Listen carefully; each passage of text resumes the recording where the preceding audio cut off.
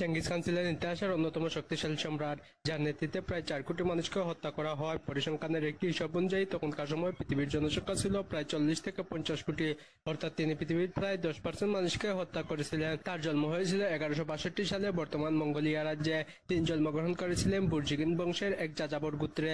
তার প্রকৃত নাম ছিল তিমুজিন। কথিত আছে তার জন্মের সময় হাতে এক টুকরা রক্ত জমাট চিহ্ন ছিল, যা মঙ্গোলীয়দের কাছে বিশেষ প্রতীক হিসাবে ধরা হতো। এমন শিশু নাকি ভবিষ্যতে অসাধারণ যোদ্ধা হবে। কিন্তু শৈশবেই তার জীবন মোটেই রাজকীয় ছিল না। তার বাবা ইউএসকে ছিলেন একজন ছোটখাটো গোত্রপ্রধান, যিনি প্রতিবেশীদের হাতে ষড়যন্ত্রের শিকার হয়ে বিষ পান করে আত্মহত্যা করেন। তখন তেমুজিনের বয়স ছিল মাত্র 9 বছর। বাবার মৃত্যুর পর তার পরিবার একেবারে অসহায় হয়ে পড়ে। কৈশোরকালেই চেঙ্গিস খান কঠিন বাস্তবতা উপলব্ধি করেন। একদিন তিনি তার বিরোধী গোত্রের হাতে বন্দী হন। তার হাত পা শিকল দিয়ে বাঁধা হয়েছিল, কিন্তু বুদ্ধিমত্তা ও সাহসের কারণে তিনি পালাতে সক্ষম হন। এই অভিজ্ঞতা তার মনে গভীর দাগ কাটে। তিনি বুঝলেন বাঁচতে হলে শক্তিশালী হতে হবে, এবং একদিন তিনি এমন শক্তি অর্জন করবেন যাতে তার পরিবারকে কেউ আর অবজ্ঞা করতে না পারে। ধীরে ধীরে তিনি নেতৃত্বের গুণাবলী প্রকাশ করতে থাকেন। কৈশোরকালেই তিনি বন্ধুদের নিয়ে একটি ছোটখাটো দল গঠন করেন। তবে নেতৃত্বের পথে বাধা এসেছিল। নিজের সৎ ভাই বেখতারকে তিনি হত্যা করেছিলেন, কারণ সে নেতৃত্বে ভাগাভাগি করতে চেয়েছিল। এই ঘটনা তার নিষ্ঠুরতা এবং দৃঢ় সংকল্পের প্রমাণ দেয়। 12 শতকের মঙ্গোলিয়া ছিল অসংখ্য ছোট ছোট গোত্রে বিভক্ত। এরা একে অপরের সাথে লড়াই করত এবং তারা বিদেশি শক্তির আক্রমণ ঠেকাতে অক্ষম ছিল। তিমুজিন বুঝলেন এই গোত্রগুলি একত্রিত না হলে কখনো শক্তিশালী হওয়া যাবে না। তাই তিনি ধীরে ধীরে একের পর এক গোত্রকে নিজের অধীনে আনতে শুরু করেন। কখনো যুদ্ধ, কখনো কূটনৈতিক, কখনো বিবাহ বন্ধন, সব ধরনের উপায় তিনি ব্যবহার করতেন। তার মূলনীতি ছিল যোগ্যতার ভিত্তিতে মানুষকে পদোন্নতি দেওয়া। কোনো ব্যক্তি বা জন্ম বংশ দিয়ে নয়, বরং দক্ষতা দিয়ে তারা নেতৃত্ব পেত। এতে তার প্রতি সাধারণ সৈন্যের আস্থা বাড়ে।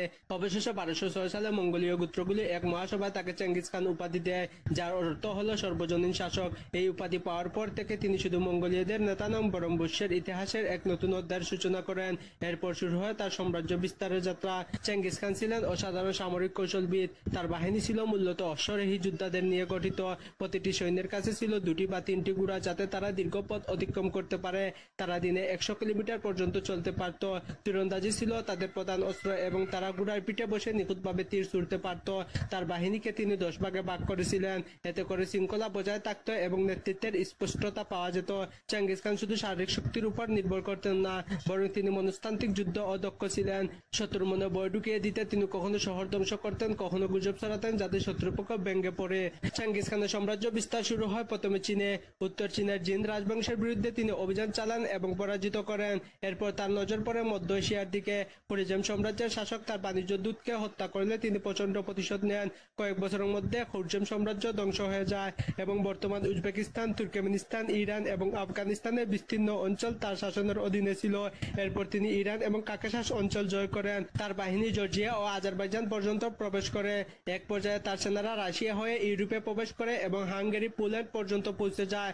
যদিও চেঙ্গিস খান নিজে ইউরোপ জয়ের কাজ শেষ করতে পারেননি, কিন্তু তার সেনারা ইউরোপীয় শক্তিগুলিকে ভীত সন্ত্রস্ত করে তোলে। এছাড়া চেঙ্গিস খান ছিলেন ভয়ঙ্কর যোদ্ধা।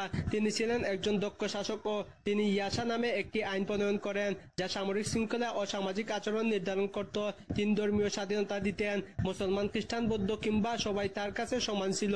তিনি বাণিজ্য উন্নয়নে বিশেষ ভূমিকা রাখেন, সিল্ক রোডকে নিরাপদ করেন, ফলে চীন থেকে ইউরোপ পর্যন্ত বাণিজ্য অনেক সহজ হয়। ডাক ব্যবস্থা গড়ে তুলেন যাতে দ্রুত বার্তা পৌঁছানো যায়। তিনি কর ব্যবস্থাকে শৃঙ্খলিত করেন এবং দুর্নীতি কঠোরভাবে দমন করেন। চেঙ্গিস খানের ব্যক্তিত্ব ছিল বৈপরীত্যপূর্ণ।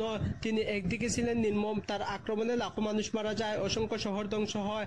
আবার অন্যদিকে তিনি আইন শৃঙ্খলা, বাণিজ্য, ধর্মীয় স্বাধীনতা, যোগাযোগ ব্যবস্থার উন্নতি ঘটান। তার শাসন আমলে ইউরেশিয়ার বিশাল অঞ্চল একত্রিত হয়, যা বিশ্ব ইতিহাসের এক বড় ইতিহাস। 1227 সালে চেঙ্গিস খান মারা যান। তার মৃত্যুর কারণ আজও রহস্য। কেউ বলেন তিনি ঘোড়া থেকে পরে মারা যান, কেউ বলেন অসুস্থতা, আবার কেউ বলেন শত্রুর হাতে নিহত হন। সবচাইতে বড় রহস্য হলো তার সমাধির স্থান কোথায় তা কেউ জানে না। বলা হয় তার কবর গোপন রাখতে নির্মাণকারীদের হত্যা করা হয়েছিল। চেঙ্গিস খানের মৃত্যুর পর তার সাম্রাজ্য 4 ভাগে বিভক্ত হয়। তার নাতি কুবলাই খান চীন শাসন করেন এবং ইউয়ান রাজবংশ প্রতিষ্ঠা করেন। চাগতাই খান মধ্য এশিয়া শাসন করেন। চেঙ্গিস খানের প্রভাব ছিল দ্বিমুখী। তিনি একদিকে ভয়ঙ্কর স্বৈরশাসক ছিলেন, কিন্তু অন্যদিকে তিনি ইউরেশিয়ার যোগাযোগ ও বাণিজ্যকে নতুন মাত্রা দেন। তার প্রশাসনিক দক্ষতা আধুনিক রাষ্ট্র ব্যবস্থার উপর প্রভাব ফেলেছিল। আজও মঙ্গোলিয়া তাকে জাতীয় বীর হিসাবে সম্মান দেওয়া হয়।